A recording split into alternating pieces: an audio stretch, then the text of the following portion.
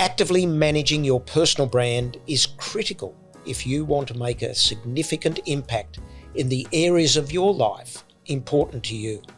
I've spent most of my life working in the world of branding products. More recently, I've been exploring the world of personal branding and wrote a book on this, Brand New, Brand You. And the podcast has come out of this as a way to share first-hand experiences from some of Australia's most recognised personal brands. Peter Switzer is not only one of Australia's leading business and financial commentators, but also a successful businessman in his own right. Launched more than 20 years ago, the Switzer Group has grown into multiple successful companies spanning media and publishing, non-commissioned finance planning, and a listed managed fund called the Switzer Dividend Growth Fund. Peter is an award-winning broadcaster, twice runner-up for the Best Current Affairs Commentator Award for radio, which is not bad for a money man, and a former lecturer in economics at the University of New South Wales. Peter is a well-educated and a highly experienced finance industry expert who perceives market gaps and is always looking for where the opportunities are. Once identified, he has this ability to execute with a rare combination of energy and focus, coupled with reading a market and nailing to the solution to that market. At the University of New South Wales, he taught Scott Morrison economics, not marketing, and Anthony Eisen, the founder of Afterpay, was one of his prize students. Apart from being a Roosters fan, he loves his other persona as Poppy to his 3 grandchildren. Peter Switzer, welcome to the Astute Leadership Podcast. Well, what a privilege and a treat it is today to be able to introduce Peter Switzer, but really Peter Switzer doesn't need any introduction whatsoever.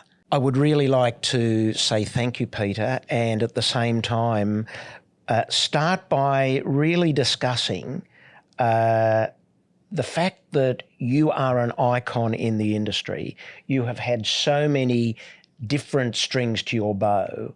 I feel in awe and certainly admire the longevity and the relevance you've been able to create for your brand and for the businesses that you've developed. Where did it all begin? Yeah, it's a good question because, look, I think the point I'd like to make is that I've become known as a commentator because that's the way that various external media organisations recruited me to do. But I've always thought of myself as an educator. So I went to Waverley College. I ended up teaching there for a couple of years. Went overseas and came back, and then ended up teaching at Sydney Grammar School.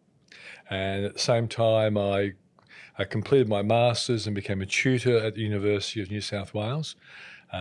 The professor who saw some value in me, 2 of them was John Nyland and John Hewson. So I then became a tutor at the University of New South Wales, started a PhD, ended up being a lecturer in charge for applied macro, and which was relevant given the fact that I was writing in newspapers. And that came about because I started an HSC supplement for the Telegraph at a time when the Sydney Morning Herald was doing the same kind of thing.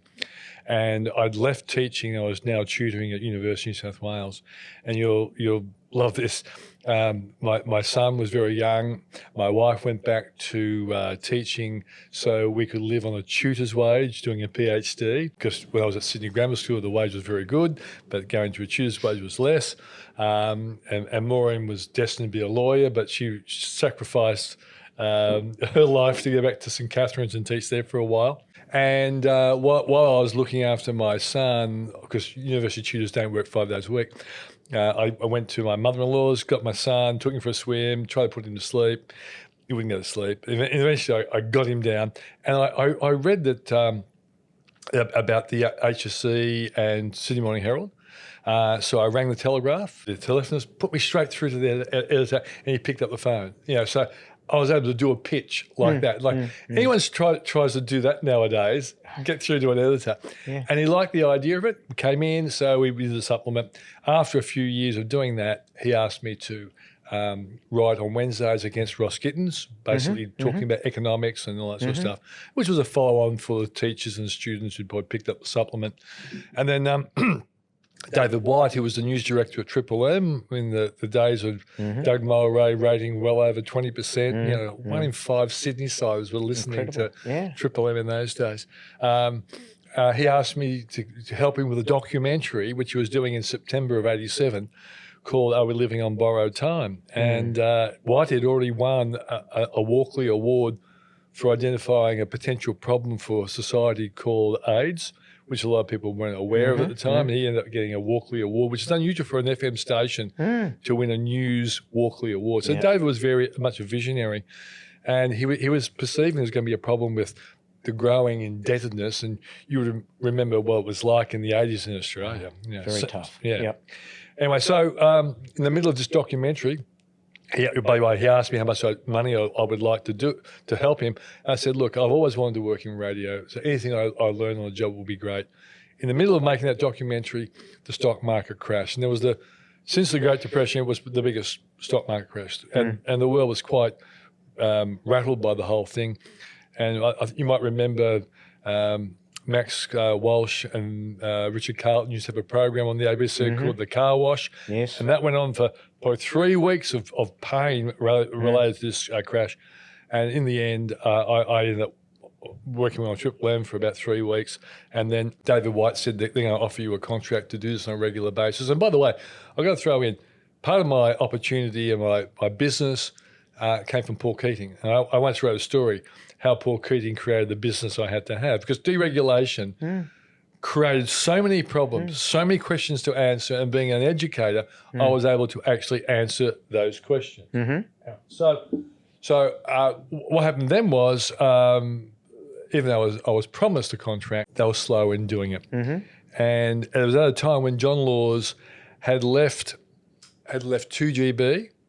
I think the media law changes meant that Fairfax, that owned 7 and GB, had a whole lot of changes, and Laws left and went to 2UE. Nigel Milan might have attracted him there. Yeah. Alan Jones was then only a sort of a learner in the radio game. So Laws comes across, and I figure, well, Ross Gittins would be on GB, the Fairfax connection. So I gave Laws' producer a call. There's the old newsreader John Bailey, who was quite a famous newsreader, married to Tanya Verstack, if I remember rightly, really? Miss Australia. Anyway, so I said, look, I figure you can't use Ross Gittins anymore. Would Johns be interested in having me as economics commentator? So Bailey said, better come out and meet John. So I went out there with jeans and a T-shirt on, and Laws looked at me and said, well, you don't look like an economist to me. You'll do me. So I got the gig with Laws. And the first job I had to do to help him on air was, Bruce Baird was the transport minister in the Browne government, and he increased the fee on the Harbour Bridge from $1 to $2. And the promise at pre-election was they would never raise the toll by any more than the inflation rate. So my job was to work out what the toll should be based on the inflation rate. Okay. Right? So I quickly worked it out. It should have been $1.33.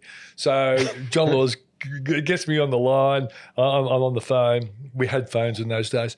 And he asked me, well, Peter, my very good friend Peter Switzer, well-known economist, and I was writing for the Telegraph at the time, and he said, what should the toll be if the government followed the inflation rate? And I said, $1.33. Basically, that's all I virtually said. And I said, well, you heard it from the man who knows, and blah, blah, blah, blah, blah. But I taped this and sent it to David White to try and give Triple a bit of a hurry up. And sure enough, it did. And they ended up offering me a contract when they heard I was working with Laws. Right. So I worked with Laws once. Wow. But it was an opportunity and a job I had to do. And that created the Triple M thing. Doug Mulray was rating it well over 20%. I was given a chance to work on News World with Clive Robertson. Remember Clive? I sure do. Yeah, and that was a high rating show. It was a bit like the spin-off of Broadcast News, because Clive used to make comments about the news. And it was so good and so popular that Kerry Packer brought Graham Kennedy out of retirement And poor old Ken Sutcliffe and John Mangos had to read news while Kennedy poked fun at them and the news to a live audience. And so that was how the whole thing happened. And from there on, momentum happened for me, writing for the Sun Herald for a while, and then the Australian newspaper. And eventually we created our own websites and competing with those guys now. Unbelievable. Yeah. I mean, the old adage of initiative creates position. I mean, the initiatives you took to move, to drive and grow your, not only your profile, but your business. Yeah. I mean, that I call innovation and being creative. Yeah. How important is that for you today, and how important was it then, or was it something you didn't really think about? It just happened. Look, I think it's evolutionary. I was taught a really important lesson. I think in the early days it was just me. Look, I think at the core of it, and I learnt this from Edward de Bono when I interviewed him when I was doing Talking Business on Qantas, where I think I first met you and interviewed you. Correct. And I didn't realise it until he articulated it. He said, successful people, whether it be in business or sport or music, the arts or politics, he said, they recognise what their competitive advantage is. And that makes them stand out from the crowd. And if you exploit your competitive advantage, you then create opportunities. And that's when I remember listening, and De Bono was a very smart man, and I'm sure you've come across him in your time as well. A lot of young people haven't, but they know the term lateral thinking or thinking outside the square. Yep. And I was listening to him answer my questions, and I was thinking about my audience on Qantas flying from Sydney to Melbourne and Melbourne and Sydney. That was the most important corridor. And half the show on the way up and half the show on the way back, 10 guests. And I thought to myself, some of these answers people might not fully understand. So I said, can you give us an example of what you mean? And he said, two boys walking in the forest without any shoes on, and they encounter a grizzly bear. And in their panic, one kid goes to his satchel and starts putting his shoes on, and the other kid looks at him and says, what are you doing? Even with running shoes, you'll never outrun a grizzly bear. And to that, the other kid said, I don't have to outrun the grizzly bear, I only have to outrun you. So I saw when he said that the running shoes were the competitive advantage. Yep. And even today, you know, we have a fund on the stock market, the Switzer Dividend Growth Fund. We have a financial planning business. Yep. We have a newsletter for self-managed super fund people. And I'm always thinking about what's the competitive advantage? What are my rivals doing? What can I do better? How can I explain something better so people realise that this is where I have to be? So I always knew it. I didn't know I knew it until De Bono spelled it out. But from there on in, I've always been looking for... there was a great line, you might remember it. It was something like, rat race of life, you always want to have faster running shoes than the rats you're competing against. Excuse me. I think that's probably true. That is true. That's very true. Yeah. So when you're in a very challenging and complex industry, and it's diverse in many ways, yep. And it's been through the ups and downs, not only through the banking inquiry, but all those other aspects. And whilst people probably, my perspective is that values are critically important in business.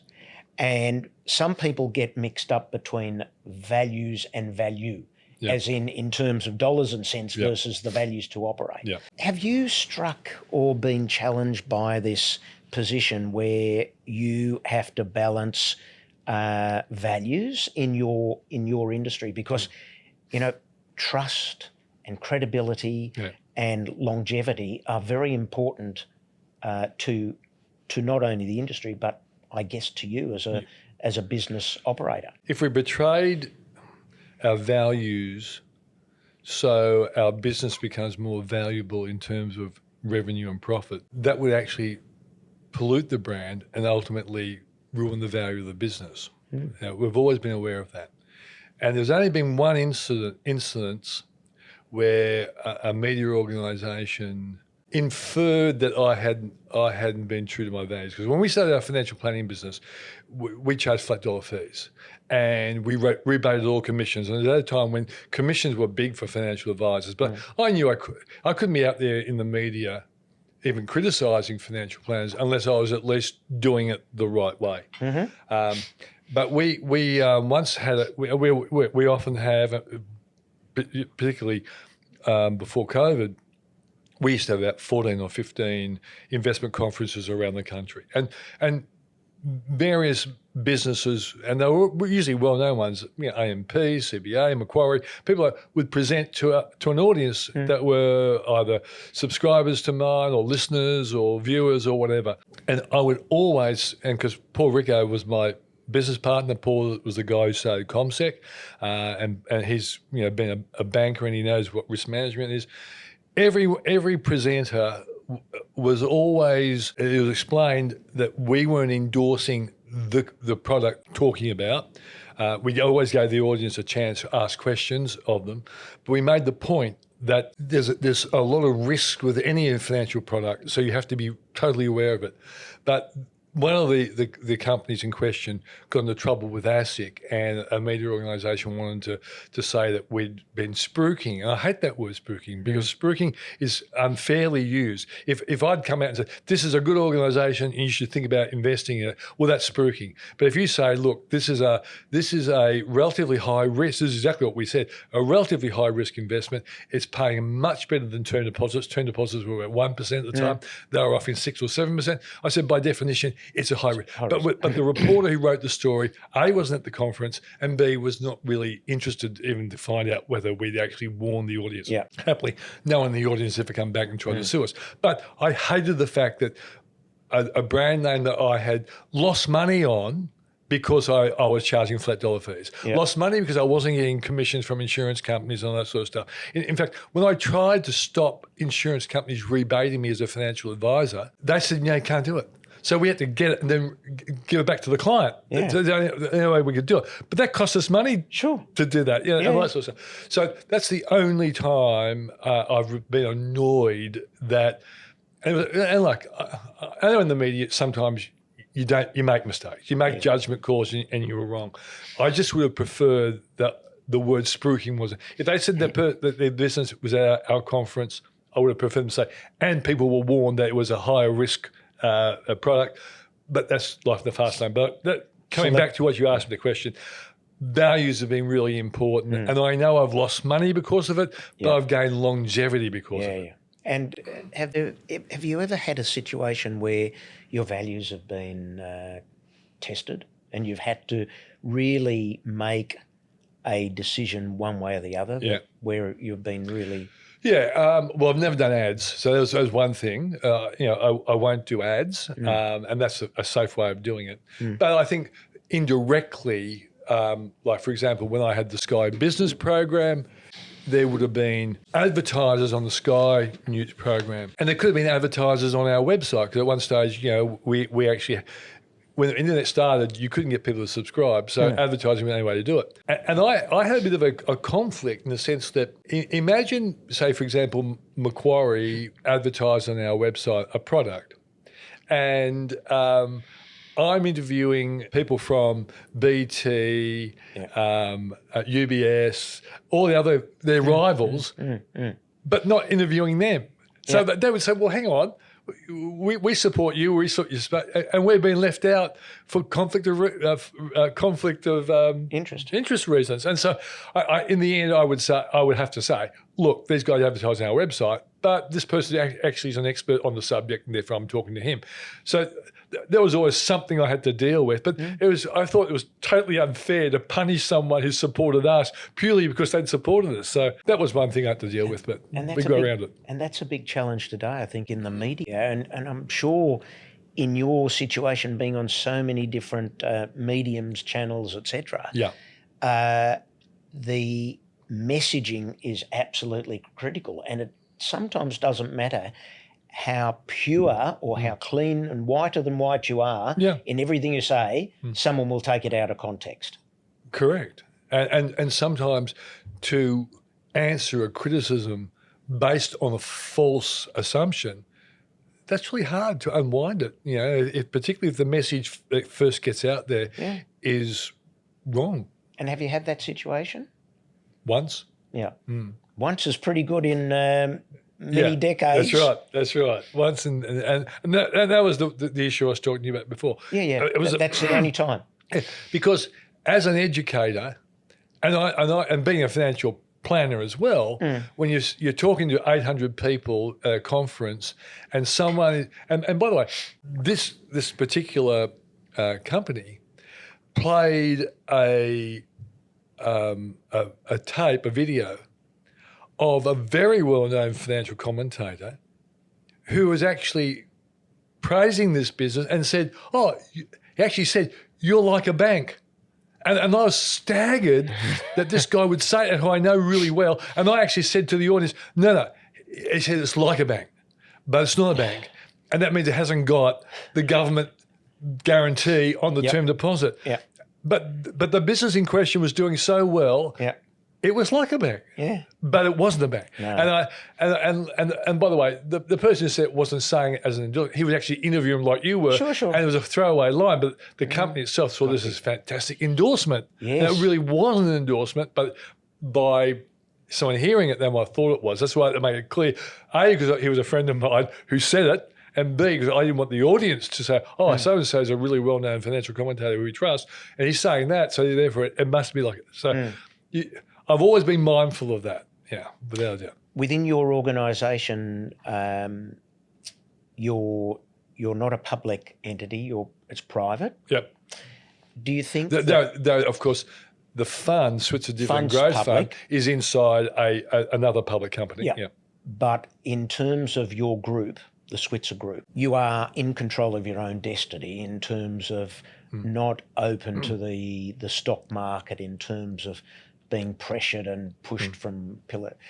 How important is that in terms of delivering consistent values, and are you able to be a little bit more flexible and nimble in the way in which you go about that? I would say this, by not being a public company, we're less scared as the business leaders. Because one thing I've noticed, that when you're in a public company, you really have to be scared, or you have to be a really good risk manager for two reasons.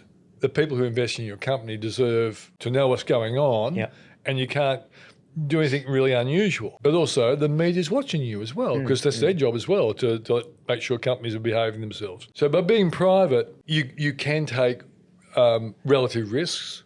You can be a lot more nimble. You can actually try things and fail and not get it. Your failure is your bank bottom line doesn't look as good as you'd like it to be. But you're not letting anyone else down. There's no one else who's backed you with their money. And so I like the private. And look, there's an interesting example of how the stock market can be really tough. Neuberger Berman came to Australia, and it's an American US bond fund, primarily business. So it's at the higher end of risk. And had a great track record. And once upon a time, only Macquarie and the big investment banks could access their products. So they decided to make it available to retail investors, and they listed on the market. And then, of course, the coronavirus happened and interest rates went to zero. Not great for bond funds when interest rates people go to zero. And they did really badly for a while. And then the market picked up, and their unit price didn't really pick up as fast as it should have. And we're hearing like the net tangible assets are $2, but the market's valuing it at $1.45. So the company said, well, we're going to delist. And therefore, anyone who's an investor will get the net tangible asset. So they did that, and that company's been returning 16% because the unit price has crept up because they're at the hostage of the market. But they've also been returning 6 or 7%, which they've historically done. So that was a great example of a listed company that freed itself of the market and was able to actually show what it was actually doing. And like, some of our financial planning clients were in this, and for a while I had to explain to them that this is a good company. Look at the NTA, but the market's not giving it a fair ranking. So when they decided to go private, I was very, very happy, and my clients were as well. Excellent, excellent.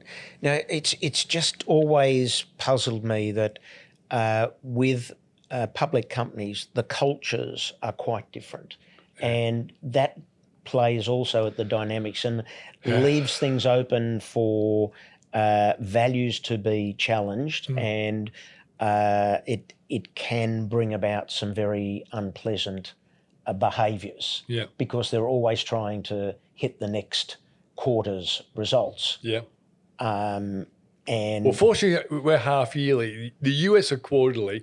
I know we still look at our quarterly performance, but at least we don't have to report quarterly. Like they no. do. Yeah. But internally, everyone's wanting to make sure they get their numbers, I know. Yeah. Which I think then pushes away from good values to working towards the ultimate dollar, which I know we've all got to make a profit, but there's a limit to how far you go. And you've given that indication in experiences you've had where it's far more important to keep your reputation intact. Yeah. I learned from a guy called Jay Abrams, who's a quite famous American business speaker. He came out in the early 90s when I was a contractor. I was a small business editor for The Australian. So I got to meet a lot of these American spruikers, as they're often called, but they also have a lot of really great educational insights, and that's why they can command $50,000-$60,000 for an hour speech, on the American speaking circuit. But Jay Abrams made the point that too many times we look at the short-term relationship with a customer rather than the long-term value of a customer. Yeah. And he gave me an example. He said, I was working with a business in Kansas, the USA, and he said, I said to the owner, "What do you pay your salespeople for new leads and leads that close?" He said 10%.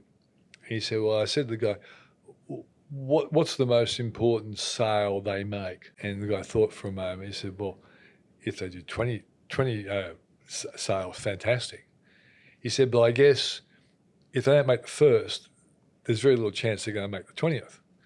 And Abraham said, "Yeah, so your first sale is really your most important." He said, "Well, why don't you give your sales people 100% commission on the first sale?"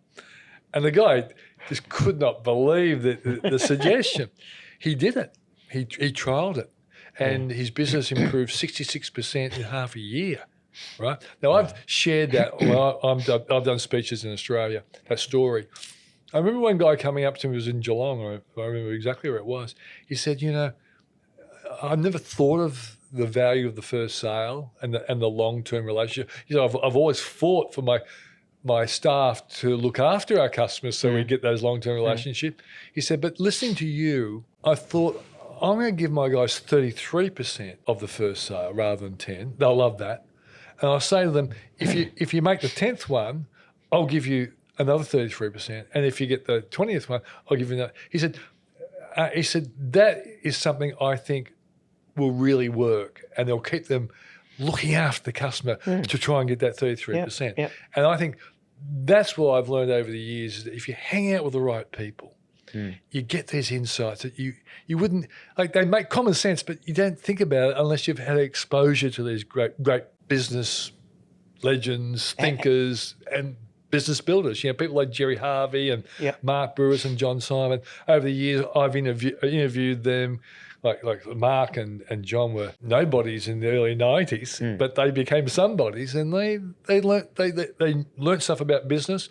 I know Mark Bouris said he learned a lot from Kerry Packer, and John learned a lot from working with Macquarie and all that sort of stuff. Yeah. So I think that kind of thing. I think if I give people advice, I say just make sure you hang out with the right people. And you might not be able to know these people. And Jim Collins wrote that great book, From Good to Great. Good to Great, yeah. And I went to one of his lectures when he was in Australia, and he actually said, my family had no connections. I didn't really go to a good enough university to tap into great mentors. So he said, as a young man, I would buy the best of business books and pretend that the writer was my mentor. So he had virtual mentors. Now, isn't that a great idea? That's a brilliant idea. It's a great idea. And like sometimes we do it by accident. That we do read a great book, and like as I read Collins. Collins was a fantastic mentor to me when I read that book. But the fact that you see the value of it, and then you start thinking, well, what advice would they give me if I had this question? And so it becomes a real self-education process that's second to none, I reckon. Well, probably only second to actually having the person. But it's being curious creatively. And I think we don't do enough of that as such. But when did you first really start recognising that being around the right people were important, number one? And number two, reputation. Where was it that you sort of recognised reputation was so important, and because being around the right people is going to build your credibility and your reputation? Yeah. Well, to be honest, I think I probably learnt it with my wife, who I married, and Maureen's a pretty feisty person who started in law, dropped out, did arts economics, actually did a double major, English and economics, and did 3 years of it. Ended up tutoring at New South, so she was good at economics, but she then went back to the law when the kids were there together at the same time? Yeah. And she then went back to law when the kids were young. When they started school. But she stayed home while they were young, and when they started school, she went back to UTS to do law, top of the university. Yeah, as a mum with kids, and a husband who was making his way in the media and stuff like that. So. But Maureen also, because she got nearly a photographic memory, so she remembered every dumb thing I've ever said or done. But I've often said in various speeches that I was lucky in the sense that I had a partner and a wife who was quite happy to look at me objectively and recognise everything I was doing wrong, and then give me the blueprint, the business plan, how to fix myself. That's why I often say behind every successful man is a very surprised woman. Yes, so that was just, I realised that the stuff that she would make me do, and I can remember actually when I was tutoring at New South, one of the hardest courses I ever had to tutor was Applied Macro 2, and I'm a macro man. I'd passed micro, and this was really tough stuff, and I was tutoring guys and girls in my tute who were actually had higher IQ than me. I knew we had people who topped the state. Sure. And I know when I talk to someone, if they're smarter than me, I just knew more economics than them. So that gave me my competitive advantage even in those days. Got it. But I can remember once, I was at home, I was looking at this really difficult piece of theory, and I never, ever wanted to go in and do what students do. Students learn theory. A tutor has to understand theory to explain it. And I just couldn't get, and it was like 9 o'clock, and we were in our little cottage in Paddington, which was a good investment. But those days, my father-in-law thought we were idiots buying in a downtrodden suburb like Paddington. Anyway, I was there, and I said, I think I have to toss this. I can't do this. And Maureen just said, no way. You get back out there and do it. I know you can do it. And she was right. It was just perseverance. And I learned that sometimes out there's a lot of obstacles and that make you want to quit. And unfortunately, I've always been, apart from that particular, I've always been willing to give it a go. I was a swimmer. I played football up to Jersey flag levels with Roosters. And I swam for North Bondi Surf Club, and I used to train twice a day. 5 or 6 Ks a day. So, I was used to putting myself through misery for success. Sure. So I took that to academia, and then I took it to business. And I think that perseverance and not letting obvious obstacles get in your way, fighting it. And if you can't do it by yourself, get someone to help you. Pay for someone to help you. And I think that they're the sort of big lessons I've learned along the way. But did you have the ambition to do what you do today? I don't think we had the vision of the business being where we are today. We or you? where because Maura and I always. I know you talk as we, but when you started out as a journalist or in terms of trying to get a gig, was it just about I need this job or I want this to get me to the staircase? It was never I want the job. It was like I'm in this now. What do I want to do next? Where do I exactly? Because I was really proud that I was in academia on the way to being a PhD. I saw a mate of mine who was a great lecturer, and I'd come out of my office at UNSW, and he was walking down the corridor with his coffee cup in his hand, and I realized, and he said later to me, I realized that 3 days in a row, I'd done exactly the same thing. And I went home that night and I said to him, no, I can't do this. I said, even if I get a PhD, I enjoy teaching more than I enjoy telling other economists how they should be thinking about the economy. Yeah. And I realized that my gift was to read all these boring colleagues of mine who are really smart and are doing their best to understand. But out there in the real world, there's a whole lot of people. And because Ross Kittens was doing a great job with students, I wanted to do it for business owners. I wanted to do it for the people who had taught at UNSW who only did 1 year of economics, but they went into marketing or accounting or industrial relations, and they needed stuff to be explained to them. And that was my gift, to explain, to dumb down the complicated. And a lot of the journalists around at the time didn't like me doing it, but they didn't have the confidence to do it themselves. So they use all the jargon that they got from the economists that they talked to.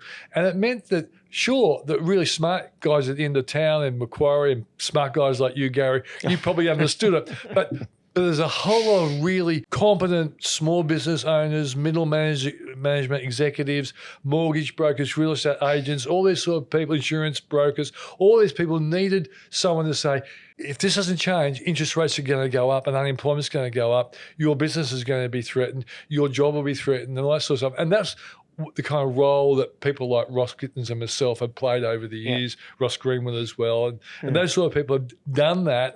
But I've come from a much stronger position of academic training, and that's given me the confidence to do that. And I think it's been good for me, and that created opportunities. It's actually, if I may say, it's given you more credibility. Yeah. Because but by the same token, the question I was going to add to that is, do you call yourself an economist? Do you define yourself as an economist, or are you a business operator and commentator? Because economists have there's a different image of an economist as opposed to a business operator and commentator. Yeah. And in fact, I'll let you answer that and then come back with Alan Moss, who was the CEO of Macquarie when it became Macquarie. And sure, Nicholas Moore and ensuing CEOs have done great jobs as well. But Alan was the creator of the millionaires' factories that were done in those days. Yes. Now, he was a chartered accountant. But I don't think he knew he was a chartered accountant, but he didn't tell you that. And so I had economics training, and I'm not a banking economist, and I'm not a econometric economist, and I think most of the banking economists are that kind of economist. Yeah. But it's just like even journalists.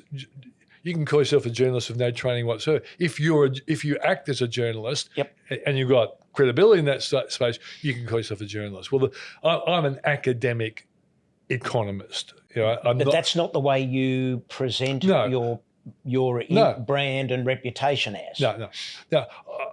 People perceive me as a person who's got economic credentials, but it's like method acting.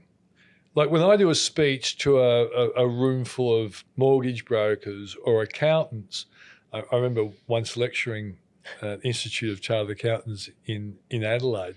It's probably a good example. I was there to predict the economy, but I also took it as an opportunity to say to them, because our business was actually publishing the Institute of Chartered Accountants magazine called Charter in those days. And I was invited to speak at the National Conference in Adelaide, and I said to them, I have enormous respect for accountants. I love accountants going on before me. when I do a speech because it really makes me more attractive. Yeah. I said, I recognise the value of their thinking and their knowledge of the Tax Act and what they do to help their clients as accountants. Yep. I said, but I have to be honest with you. When I look at some of the developments out there nowadays, I think as a profession, you've been a bunch of nincompoops. I stopped. Why would I be so rude to a group that I respect immensely? I said, because your business customers respect you so much, but you didn't have the wherewithal to go into business coaching. So as a consequence, there's a whole team of business coaches out there making a lot of money who don't even get their clients to understand their financial accounts. They're public relations people. They're marketing people. You should have started that and maybe added these people to your coterie of business coaches, but you guys should have been the business coaches of Australia, and you missed the boat. And no one came up to me and said, "Oh, you're so wrong." They knew that was the case. Now, I would never give them that lecture as an economist. I could only do it as a businessman who actually had a business coach. Correct. And I only had a business coach because I emceed Michael Gerber, who wrote the book, The E-Myth, which was a fantastic book. And we got to know his best coach in Australia, and Leslie Grimaldi became our coach.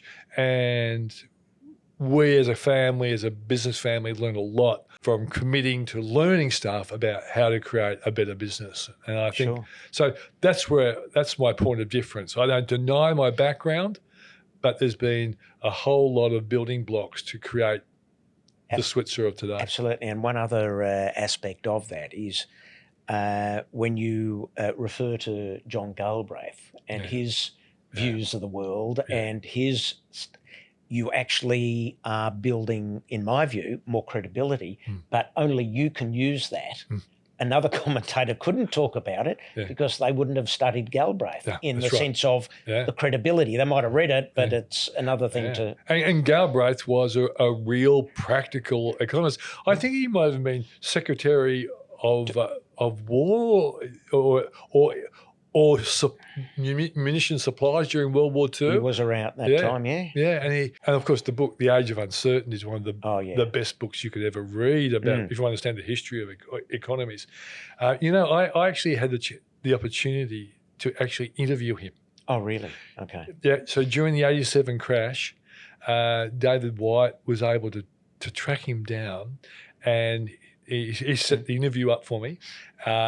And it was a time when everyone was panicking. We didn't know how bad this was. This going to be a rerun of the Great Depression? That was the kind of fear. And David was able to locate him in his Swiss chalet overlooking Lake Geneva. All right. And when we rang through, and we were in the Triple M newsroom at the time,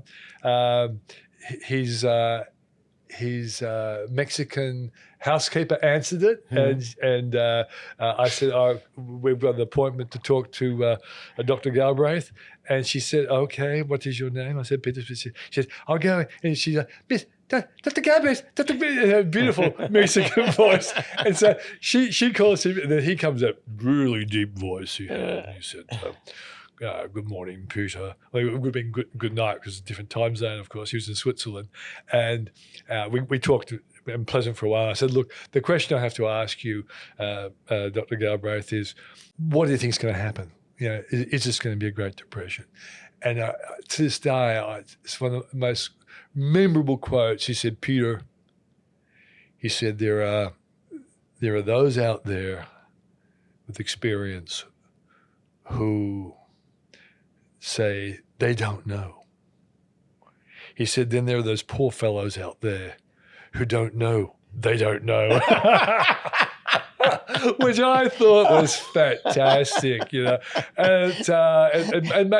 I've used it a few times in major events. So I was writing for the Australian during the GFC, and there are those times when you really don't know what's going to happen, and but going to the people with a really good track record has been something that I've always used, and then get a consensus view of them, because no one person can be right. And I'll give you a classic example of when I stuck my neck out in the GFC, and I would have thought, see, Lehman Brothers failed in September of 2007, eight. And that's when the real panic set in. Obama won the election in November, still a lot of problems. And the turning point for me during the GFC was, and you might remember this, Warren Buffett goes on television and lends about $10 billion to Goldman Sachs. It was like an extraordinary amount, but you could see what trouble it was when Goldman Sachs needed to borrow money from someone like Buffett, and like the numbers could be wrong, but it was a big billion, right? And I think he got effectively 10%, but he gave them a long time to have that money. But that was the great circuit breaker. It was a confidence builder that when someone like him was prepared to risk that amount of money, he was sort of saying, I trust these guys. And there's a whole lot of institutions that are worth trusting. Yep. And that kind of thing. So I've always, when there are major events happening, I've tried to go to the people who have a great track record. And by the way, early in 2009, before the market started to come back in March, from March 2019, the year, the market rebounded 30-40%, right? But I interviewed a guy who's passed away now, Phil Riven, from Ibis World. Lovely human being. Yeah, and I've known Phil for ages, and I've been at presentations and emceed him at presentations where his company would look at industries and tell you the history. But this night, before he came on, I said, Phil, I'd love to know what's the history of stock markets rebounding after crashes. And he came on the TV show and with a fantastic and very convincing argument about how at the worst of times on the stock market, it's often the best time to buy because the rebound comes. And when it comes, there's a whole lot of people who've run away scared, who come back, and that's was a fantastic insight given by someone who wasn't really... He wasn't a finance guy. He was just a futurist researcher. That's right. But he probably had researched that for his own personal investment. But he never really stuck his neck out in that area. No. But that was a great... But he made sense of numbers and statistics and facts. I had many interactions with him, and when he was really interested in the grocery industry for a long, long time. Yeah. When we talk about great people you've interviewed and great human beings who really have impressions or made impressions on us, what about growing up? Who were the sort of people who had made a great impression on you, who were mentors, who really helped guide you through your journey, apart from your better half? Because when you're growing up, they're the formative years. Yeah. It's interesting, my dad was a great guy, real hard worker, quiet achiever, not as big a show-off as I am. I think he taught me values. He was a small businessman. He owned a providor business supplying cafes and restaurants in Sydney. And when I got a scholarship to UNSW and the HSC, from the HSC, he rewarded me with an old ute, a leather apron and a trolley, and all the coffee shops in the Imperial Arcade in Centrepoint in those days. And I had to actually do that between 5 in the morning and 8 o'clock every morning. But he gave me the car and he paid me a wage, and I had the scholarship money as well. So that was a really great start. I had some really great sporting coaches who might not have been perfect human beings in all aspects of their life. But what they did teach me was in the area where they shone, they were exceptional. I had a swimming coach called Roth Bathingwaite. Right? Not many people of even our era would have known Roth. Roth was a member of Bondi Surf Club. I was a member of North Bondi Surf Club, but I trained with him in Bondi Baths. And in the Great Depression, so when he trained me in the 70s, he would have been probably in his high 60s, early 70s. But in around the time of the Great Depression, so it would have been the 30s, when the Empire Games before the Commonwealth Games, was on in Perth. Yeah. 60. He was basically the swimmer who swam in every event, and he hopped a train as a illegal traveller to go to the games. Oh, really? Yeah, that was a story that I was told as a young man. Wow. And in his later life, he enjoyed evening drinks at the Bondi Diggers, and we would hit Bondi bars, and he lived on the North Bondi end of Bondi, and you'd see him hobbling across early in the morning, and he never ever let us down, despite whatever hangover he might have. and some of the observations he made, I think, would stagger some of the modern swimming coaches of our era. And by Roth basically won Australian surf titles and stuff like that. He was famous in Bondi Surf Club. But and I used to play football and then swim. And when the changeover season happened, I often got cramps both ways because Roth said, if you want to swim like a fish, you have to have muscles like a fish. And a fish is tight, but they're flexible. When you're playing football and you're playing for the Roosters against the tough guys in Canterbury, Bankstown, Western Suburbs and Balmain in those days, you wanted to be as hard as you could possibly be. Absolutely. And that's why I went to the Dovey gym that you went to after the swimming season. But I often, that changeover, often I get cramps and all that sort of stuff. But he taught me what high standards were. If you want to go to the next level, you had to have high standards and you had to really push it. To get up every morning. I remember my father we lived in Paddington in those days, and he was going into the markets with his truck, and he would drive me up to Bondi Junction bus depot at 5 a.m. when it's dark, and I was probably 12 or 12. Yeah. Would a modern day parent leave their son in the dark at 12 to wait for the bus that comes out of the bus depot in Bondi Junction to take the Bondi? No way. But those were the days. And I think over the years I had some really good school teachers. There's a guy called Trevor Stegman who was a lecturer at the University of New South Wales. Played for Australia as a Wallaby. He always laughs. He played one game at 5'8" and we lost to Samoa, I think, or Tonga. And he never played for Australia again. But he was a centre who played for East, and he was a very good centre, but they played him out of position. But he was a great guy. And he was someone who showed me how important it was to take the complicated economics and make it accessible to the students you were teaching, and you could only ever do it if you understood it. And I think that was a really powerful lesson I got from him. I also was taught by Dr. David Clark, and David was probably one of the greatest arseholes of all time, but really smart man, really smart man.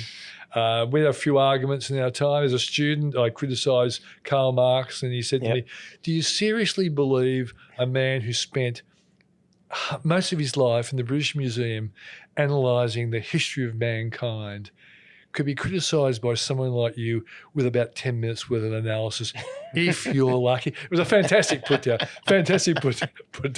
But I learned, that was an absolute learning experience. I learned if I'm going to criticise, you do your homework, Absolutely. And, No, very true. Yeah. So you've given us such a wonderful, rich understanding of only probably a snapshot of your working life, etc. But if we finish off with your leadership style and what you see as being critically important in the way in which you lead in your business, lead in community, society, etc. How would you describe that? Over the years, I've tried to, despite what I've done here, speak as much as I do and try to listen. I identified that as my weakness, that I sometimes want to give solutions rather than listening. I learned a real lot from John Maxwell. he wrote a book called 21 Irrefutable Laws of Leadership. I emceed him around Australia. That's how I got to know him. He's an American, and it's a great book. He contends leaders aren't made. You can make yourself a leader. But you've got to be objective about your shortcomings. Sure. And you have to be committed to it. So my leadership style, I think, is still evolutionary. I wouldn't say it's set in concrete. I've learnt to listen. I'm not afraid to take someone aside and identify what I think is holding them back. Because that's not unfair if you do that, because you're saying, I want you to be better. But at this point in time, I think you're being hoodwinked by yourself. And so, like a coach, I guess my style is coaching. And I learnt a lot from great coaches. And so, but I also have around me people who've got guts, who tell me stuff that I might not want to hear. So I think in the end, if I do come up with a strong decision, it's not because I think I'm right and I really know. I'm not that kind of guy. And I sometimes admire people who can do it. Sure. But gee, they've got to be right. If you want to play that game, I think you've got to be right, or else you've got to be really good at apologising. Tony Abbott said, better to do something. To ask for permission rather than for forgiveness. That's right. That's right. It works sometimes. Doesn't work all the time. And in terms of guidance, do you do any mentoring? Do you, in terms of, you've got some wonderful skills that young people obviously aspire to. Yeah. How have you involved or tried to, from a mentoring perspective, is that something you involve yourself with? Look, in all honesty, I'd love to, but I am so busy. Yep. I clearly mentor the people who work with me. Okay. Yeah. I know lots of people want me to mentor them outside my business. Sure. I've also got a really big involvement with my grandchildren. Yes. So I'm mentoring them. That's the most important, is it not? I think so. Family. Yeah. And because I'm so busy, but because I own my own business, I can finish work at 3 p.m, but I do start at 4:35 most mornings. So I play tennis once a week with my grandson, and I pick up my granddaughters once a week, and we do stuff. And I feel as though that's important as well. You're planting the seeds of a future generation. Absolutely. And the more times you talk to them and ask them questions. It's funny, the other day, one of them didn't want to play sport because they were given a bad treatment by the coach, and I tried to be really good to get them, and they weren't going to budge, and their parents were trying to get them on the field, and they wouldn't get on the field, and so I thought I might use the old-fashioned, treat them mean and they'll be keen, and he said to me, "You're the worst poppy in the world." But fortunately, his dad was smarter than me and said, "Well, if you're not going to go on this week, I'll bring you back every week until you do." That was clever. I was really proud that my son came up with a better threat to, and he went on and played and enjoyed it and came off, and he said, "You're not the worst pop in the world," which I was really happy about. Well, I'd like to spin things a little bit differently and suggest to you that you as an educator and someone who shares their knowledge openly is actually a mentor, and someone, whilst you don't have those one-on-ones you talk about, there are hundreds and hundreds of thousands of people who've benefited from your wisdom and your understanding on a whole host of different challenges and issues. And I think anyone who's a lecturer or a teacher are salt of the earth. Yeah. And today has been a real treat and a pleasure, Peter. And I want to thank you so much for sharing some of your wisdom and ideas and views. And I'm sure that our audience will benefit greatly. Thank you very much. Yeah, it's a great pleasure. Yeah, when you do something like this, it gives you a chance to even reflect upon yourself. I'm often reflecting upon Michelle Bullock or Anthony Albanese or Donald Trump. Yeah. It's actually There's an old saying that a life unexamined is a life not worth living. And I think, you helped me examine my life. Thanks very much. Thank you. You're very kind. Thank you Cheers. so much. Thank you. Thank you for listening to this episode. If you enjoyed it, please leave a 5-star review and subscribe for more episodes. And if you'd like to learn more about developing your personal brand, please visit garybrowne.com.au to get in touch or grab a copy of Brand New, Brand You.